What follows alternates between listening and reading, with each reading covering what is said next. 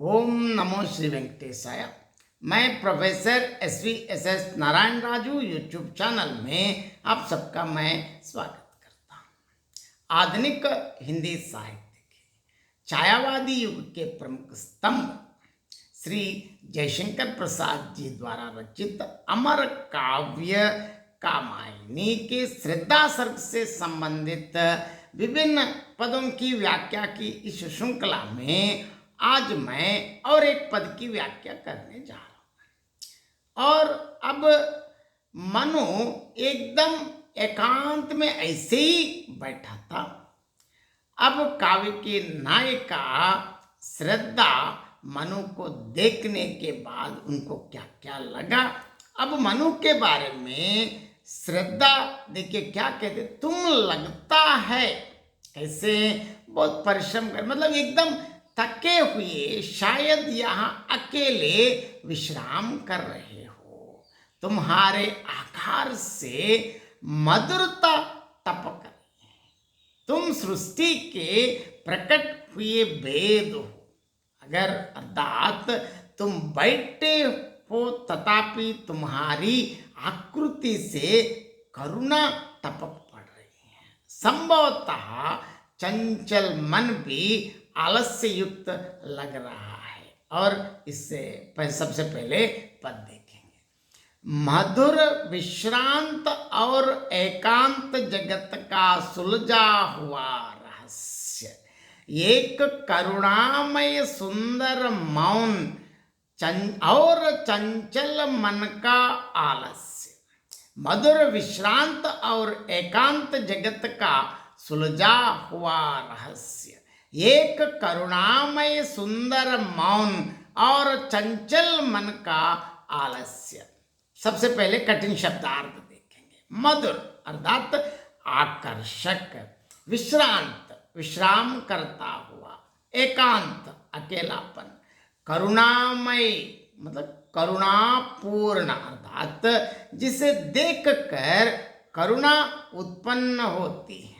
अब इस पद में देखिए कवि का कहना है कि यहाँ श्रद्धा के माध्यम से शायद तुम लगता है श्रम से थके हुए यहाँ अकेले विश्राम कर रहे हो।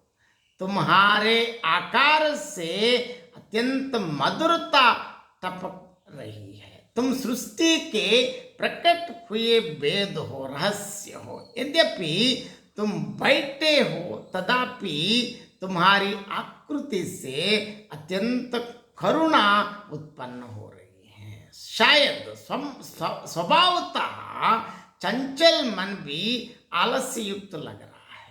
अर्थात इसका अर्थ यह है कि इस पद की व्याख्या और एक बार मैं बताना चाहता हूं कि तुम एकाकी हो, किसी बड़े श्रम से थक कर विश्राम करते प्रतीत होते हो।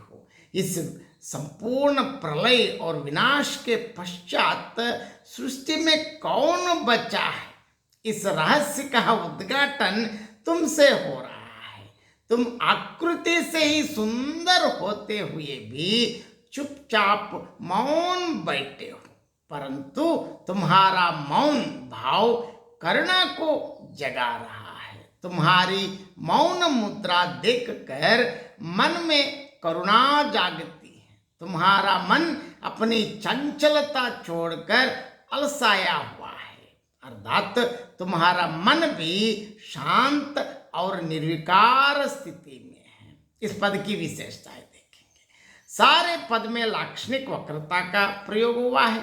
प्रत्येक विशेषण मनु की स्थिति को सूचित करता है। पहले से तो अतीत प्रलय के विप्लव से जीवन रक्षा के लिए निरंतर संघर्ष की ओर संकेत है। अब संघर्ष से तक कर मनु उस स्थान पर अकेले विश्राम कर रहे हैं। जैसे कि आगे ये पता चलता है कि पवित्र यज्ञ के शेष अन्न को देखकर ही श्रद्धा उन्हें खोजती आई है। मिलने से पूर्व वे एक रहस्य ही थे कि इस सृष्टि में और कौन जीवित बचा हुआ है। दिखाई देने से अब वो रहस्य सुलझ गया है। करुणामय कौन से ध्वनित होता है कि उनके मन में कोई गहरी वेदना है जिसे चुपचाप सह रहे हैं, परंतु आकृति में दीनता छाई हुई है, करुणा को जगाती है। अंतिम चरण में भी मन के अवसाद से सूचित करता है कि विषाद युक्त होने के कारण वह सर्वथा शून्य है। रूपक, उत्प्रेक्षा, हेतु और विरोधाभास अलंकार भी है। अंत में मैं पद और एक बार पढ़ना चाहता हूँ। मधुर विश्रांत और एकांत जगत का सुलझा हुआ रहस्य, एक करुणामय सुंदर मौन और चंचल मन का आलस्य। बहुत बहुत धन्यवाद।